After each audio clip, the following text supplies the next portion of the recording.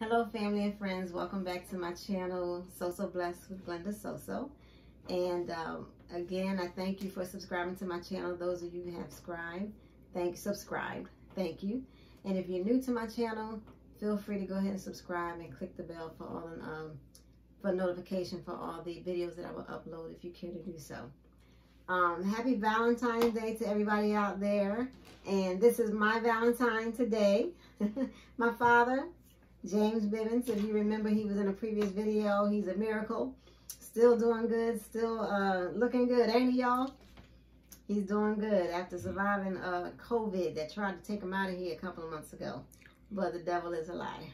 So, again, as I told you all a while ago, I like to do a segment on my channel that's called So Let's Talk, where I will have a guest join me in my video recording and just doing a little bit of chit-chatting and talking about whatever topic is for today. So I figured since this is Black History Month, what better person to talk to who has some Black history to share than my father, who is 83 years old, looking good. Don't look like he's 83. But shout out to my father, Daddy. Every bit of it, 83. 83. Thank God. And got a lot of Black history he can share. So 17 more years to go. Yes, he told the Lord that my mother can make it to 106, he'll make it to 100. So we claiming that, and then some. So anyway, we're just gonna go ahead and get into this So Let's Talk segment. And again, Black History Month, I wanted my father to come on with me to share some of his stories about where he came from during the time, you know, of slavery. We know that Black History Month celebrates a lot of people that Martin Luther King and a lot of other ones, Rosa Parks and all of those that paved the way for African Americans. But I wanted to just kind of bring it to today, a little bit more personal, closer to home for me, with my father, for him to share some of his Black history and how it was back in that time. We are blessed, those of us that's in my generation and my children. We don't, you know, we can't talk from experience about what that is. We read about it in the history, but my father and others like him in his age range actually lived it. So I wanted him to share from his personal testimony how blessed we are. And he can share how good God has been to him through the years, going through these kind of times of slavery and, you know, prejudice and racism. So with that being said, Daddy, I'll just ask you whatever questions and you just share with everybody. He often has a lot of stories. I love to hear when we're sitting around at dinner time and he shares stories from his childhood.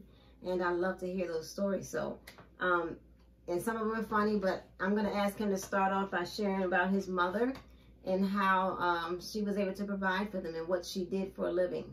So, yeah.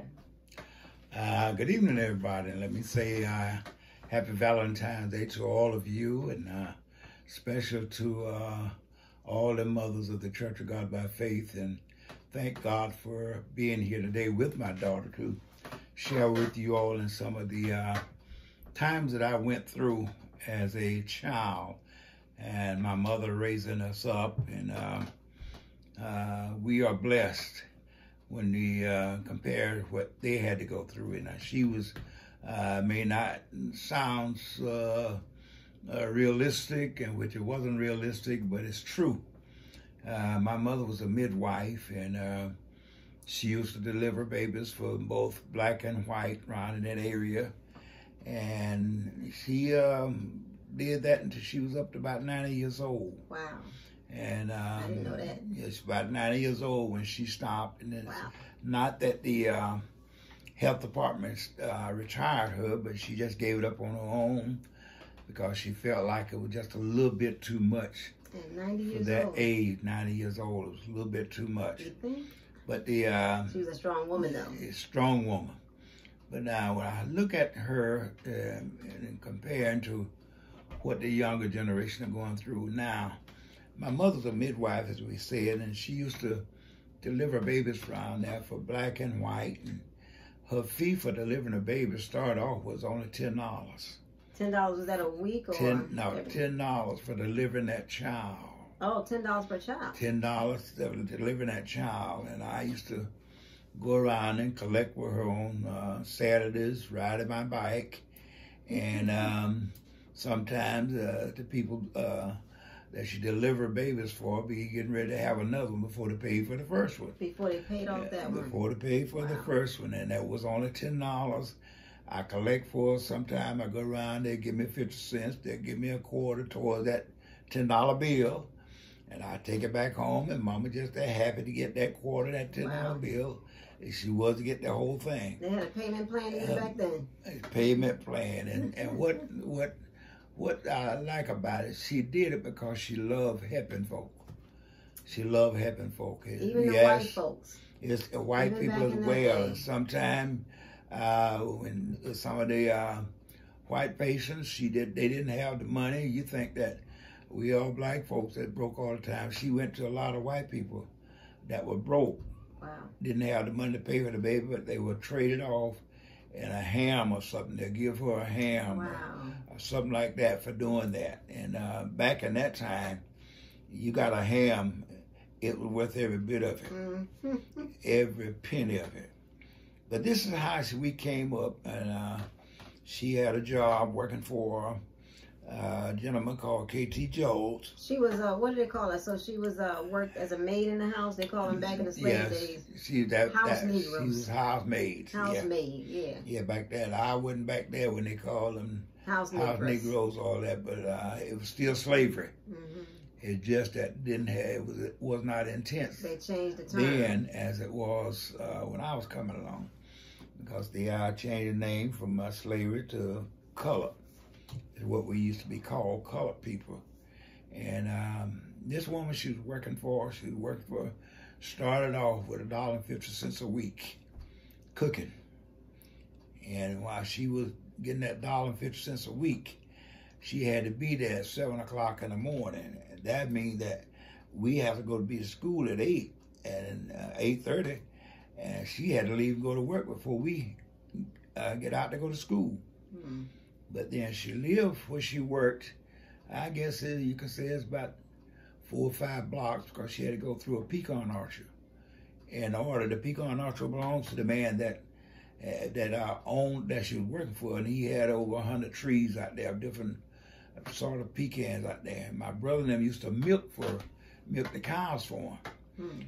And on the way to school, me and my baby brother, that's where we stopped and got our breakfast. Wow. She be done fixed breakfast for the man she was cooking for, and we'd go through that, going to school and stop, and she'll bring a glass of buttermilk and a biscuit, and we sit there on the steps and eat that biscuit and get up and go to school. Then you said she would tell you to go around the back of the house? Well, we had no choice but go down the back. Had to go around the back, and we couldn't go to the front. We had to go to the back. Was it she would sneak and give y'all whatever food? No, she didn't sneak it. She was able to give it to y'all? She was able to give it to her. He was just that good to her. Oh, nice. They let her give us, but it was ration.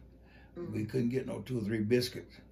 We got one and a glass of buttermilk. Well, at least she was able to feed you. That was it, until we come back home that evening from school. But anyway, she did that for $1.50 a week, and I remember good. She had been working for him about 10 years for $1.50 a week. And then I remember good when she got a 50-cent raise. Wow. Up to $2 a week. And my father used to work at a place now they call it Fort Rooker. Now it used to be Camp Rooker. He used to operate a steam shovel out there in a coal yard. He wasn't making that much money, but between him and Mama, they bought their house and paid it off. Wow. Daddy was coming home something like about $15, $16 a week. Mama she was making $1.50 a week, and it seemed impossible, but God made it happen. Wow. They bought a house there, and it only had 2 bedrooms. And at the time, it was 5 children still at home. And how many children did Big Mama have? She had 21 children. 21, y'all. All of them at home. None of them was in the hospital. At that time, black people couldn't go to the hospital. They had to deliver their children at home. And, wow. And they didn't have the option or the pleasure of having prenatal care. They didn't have that like mothers have now. But then after the baby was born, she was a midwife. After the baby was born, and whoever birthed the child had to stay in the bed 5 days before their foot touched the floor. Wow. What was that for? That was for health reasons. Okay. For health reasons. Because if they catch a cold and that baby born like that is apt to catch a cold or something behind them and run the risk of losing a child. So the people, that birth children, had to stay in the bed 5 days. And I remember when children was born back then, they came here with their little eyes closed sometimes 3 or 4 days before they opened their eyes. Wow. And Mama used to have some kind of salve that she'd leave with the mother and told her to rub that baby eyes with that salve every morning. And around about 4 or 5 days later, that baby will see the first daylight, eyes come open. After so many days closed. After so many days. That's the way it was happening back then in that time. But now, with the younger generation, it's a different time now. It's a whole lot of a different story. Yeah. It's a different story. I mean, they got the pleasure now. We got technology now and all this other stuff. They got this new technology and tell you what the baby's gonna be, what sex and everything. Here. Yeah. It's gonna be a boy, it's gonna be a girl. But back then, they didn't know because their parents didn't have that kind of technology. People didn't have that kind of technology where they can be told something like that. But now they know what gender the baby's gonna be before it even comes. Share with the people, Daddy, when you said how you had to drop out of school because the times you had to help work too. Oh yeah, I had to help work. This was late on in the years. Around the 8th grade, I had to drop out. And it's not that I dropped out by choice, but they pulled me out to kind of help out there. And it went on for about 2 years before they really caught up. And when they caught up, I had a choice of going back to school or getting married. And my little big head, I was 15 years old. Oh, my Lord. I wanted to get married. So when I refused the choice to go back to school, I messed around and lost the choice of going to school and getting married because me and the girl split up. So I lost both choices. Oh, Lord. Getting married and going back to school. But nevertheless, God saw us through it. And it's nothing but the Lord that brought us through. Now, I never was in a slavery time per se. But the prejudice was still there. The prejudice was still there, strong. Remember we used to have to the restaurant. I used to go to the restaurant downtown there, and in the front we couldn't even order our food from the front. We had to go to a little side window, order this, and the air conditioning. We knew it was air conditioned there because when they opened that side window to take our order, you felt that cool we air? could feel the nice cool air. He from Alabama where it's hot. Yeah, it get hot there. 110 degrees. You could see the little wave dancing in the sun. The heat wave. Heat wave.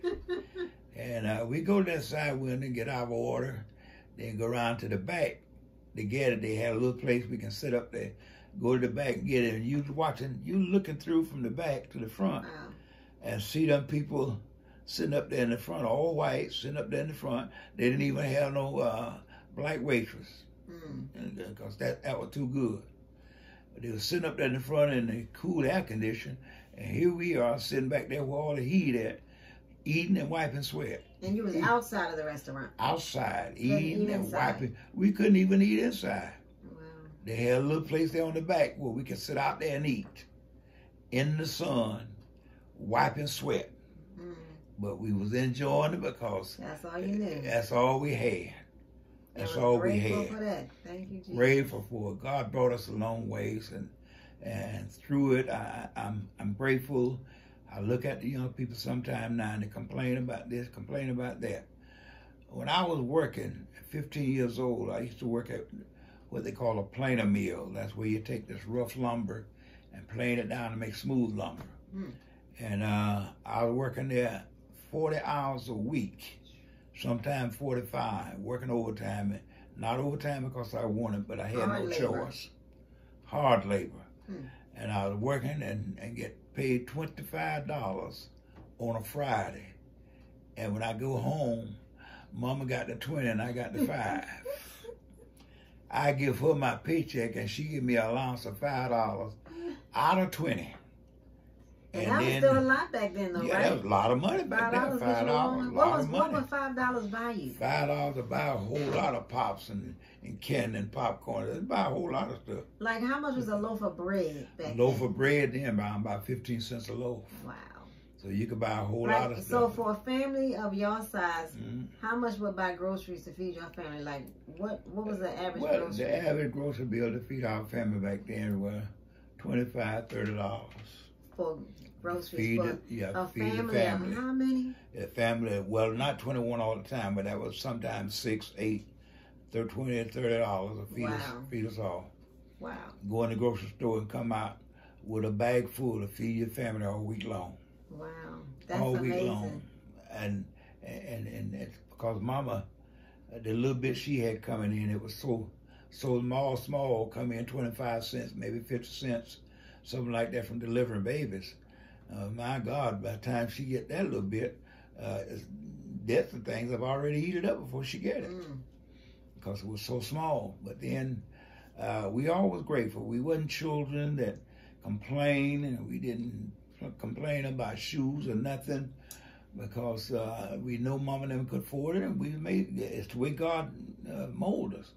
Had us to be satisfied with what we had. They never had no complaint from their children. Tell them about your shoes, Daddy. When you had to go to work, go to school, you had to walk miles. I walked miles. And I think it was ice 2.5 miles. Yeah, down south there in the wintertime. Your shoe was coming apart. The ice would spew up through the ground. Down south there, it gets so cold, and I had on Brogans then. Now they call them lumberjack pants, right? Lumberjack. Is it the shoes or the pants? The shoes.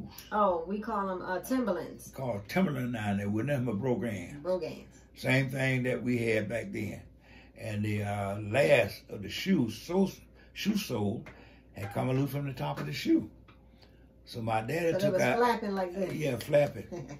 So my daddy took an ice pick and put a hole through the top of the shoe, right at the toe of it, and put a hole through the last, and they got a piece of hay wire. Barbed wire? Oh. No, not barbed wire. It was hay wire.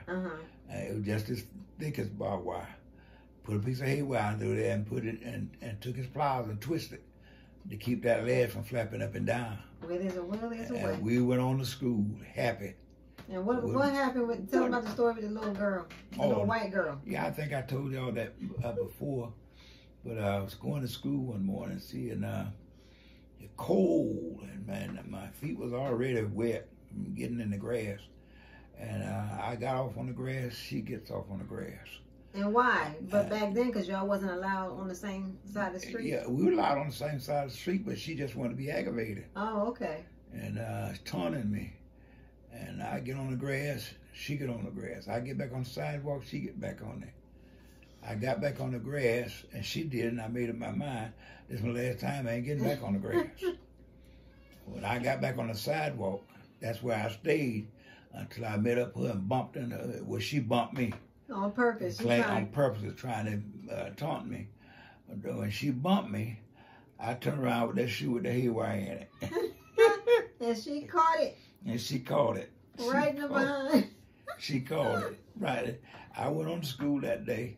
Oh, Lord. And one of my friends come in the classroom told me, said, boy, that girl, Dad is looking for you.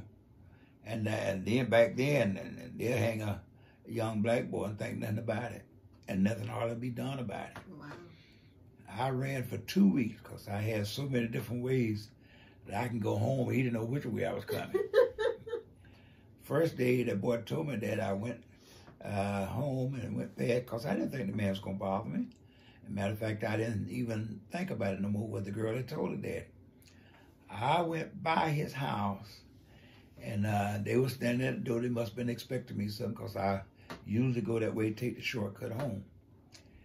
And he was in the door, and she was standing in the door. And I heard him ask her, which one was it? It was me and my friend together. One of the cinch truck boys were together. And that boy, he is, if you can understand what I'm saying, he run like a striped 8. That boy could run like a cheater. That's fast. That's fast. He was fast. I don't know what a striped 8 is, but it must be fast. He was fast. And I never could outrun him. But when we passed that man's house, And he looked back and asked his daughter which one it was, and she pointed to me. And I didn't give him a chance. I saw him reach back. I knew what he was going to do, reach back and get a gun or something. I took off. And where my house, where I had to go, it was a branch running down there, and down the hill on one side and up the hill on the other side. I running so fast, I don't even remember hitting the branch. I knew anything, I was on the other side. And when I got home, I was standing in my living room door, and my Larry K was passing, going down the road. That's the man the boy that run real fast. Real fast. I outran him that day. I outran him. Lord, I did that for about 2 weeks. And because my mother was well known around the county, around Enterprise, Alabama, all the surrounding towns, she was well known because she used to go to them places to deliver babies. And so she went up to the police station and told Mr. Chester Head, I never forget, he was the chief police up there, and told him, we didn't have commissioners back then like they got now. As chief of police, he did the hiring and he did the firing. And my mother told him what happened. So he went out there and talked to the guy, and he got in touch with my mother another day, and they call her Levy down there. So Levy, if he ever meet the girl again, just tell him to cross on the other side. She got orders, if you cross over, she'll not to cross over. And from that day on, that man never bothered me trying to catch me nothing. Thank God for favor. Because Mama had favor with the police department because they knew her. Thank God for favor. And that's what saved me. Well, I said saved me. God had it to work out that way. Yes. It'll save me and keep me from getting killed, because I done some things, boy, I knew I would have been in the grave. But see, Lord. it wasn't my fault, in a sense, that the little girl got hit like that. It was her fault because I done my best thing I could do. She just kept on. I stayed in the grass, and she stayed on the sidewalk and walked past me. So she got the boot. But she messed around there, and everywhere I go, she want to go. And I just made up my mind, I ain't getting in the grass no more. And that was it. And I laughed when he told me these kind of stories. I think she was kind of sorry she ever... With that barbed wire? I guess she was sorry. With that piece of wire, haywire. Oh my goodness. But then back then, children's, nothing like the generation is now. Any little thing would satisfy us. We used to make our own pop guns, and BB guns, we didn't have them. We used to make our own little pop gun out of this elder staff, they call it. Trim down a thick broom handle, shoot China berries through that. Wow. And kids now don't know what that is. A pop gun is there. But we just wasn't the time to complain. Anything we find to play with, we was happy with it. We was happy with it. And back then, it was the old lady that really brought me back to life. Oh, yeah. And she was the one. I got about as many whippings from her as I did from my mother. Now, if she caught me doing something wrong, I'm going to tell your mother. I got whipped right then by her. And I was scared to go home, because if I go home and somebody done told Mama I'm going to get another one. Because I wasn't going to tell her. So I know if I told Mom Miss Lillian whooped me, Mama going to turn around and do the same thing. Because she trusted me again. She trusted why you got to whoop him. Yeah, they trusted him, but that was that time. So much different now. So much different now. Well, I thank you, Daddy. I want to be mindful of the time, but I wanted him to just come on and share some of his history from when he was young, how it was back in that time. History. Black history. This is black history. We say it again. We went from colored to Negro, from color to the other word, from that word to Negro, from Negro to black, from black to African American. We lost our identity somewhere. We lost it, and I'm just about to persuaded to believe we still haven't found it. We human. We human. There you go. We are human. We all got the same color blood. It's human. So there you go. We got the same color blood. So when we all leave here and go see Jesus in glory, we gonna all be one. We gonna be one color. One color. One family. One family. That's all it is. Thank God for Black History Month, though, that we can recognize those that paved the way. And my father is one of those people of what it. I admire him because of his tenacity and his diligence as being a hard worker and being an example for me and my family and my siblings of what it means to be a hard worker and a provider. So I thank you, Daddy, for joining me in this another segment of So Let's Talk and sharing with everybody out there a little bit of his history, Black history. So thank you again. Any last things you want to say before we tune out? No, just like to say again, happy Valentine's Day to all of you out there. And whatsoever you do like the Bible says, train up a child in the way he should go. When they get old, we're not to depart from it. A lot of the stuff Mama and Daddy put in me is still there, and I really believe that's some of the things that got me still alive. And you ever heard those sayings that people say sometimes a whooping only hurt as long as you're getting it? As long as you're getting it, you can stop that. The whipping they put on me, and when I started to do something else wrong, I felt that whipping all over again, and made me not do what I started to do. And they didn't try to kill me nothing, but they put it on me to the point that it'll make me remember when I try to get into some more stuff. Mm-hmm. I remember that last whipping, then I'll back away. But kid, wasn't none of this stuff that if you whip me, I'm gonna have you arrested. If you said that, then be on your way out of town with my daddy. Yes. You talking about having him arrested for whipping him? Be on your way, be out of his hand reach when you see it. And then if you get him locked up, don't be in town when he get out. Well, thank you everybody again for joining in on my channel. And again, if you are new to this channel, welcome, and do subscribe and click the bell. Every Wednesday a new video will be uploaded, God willing.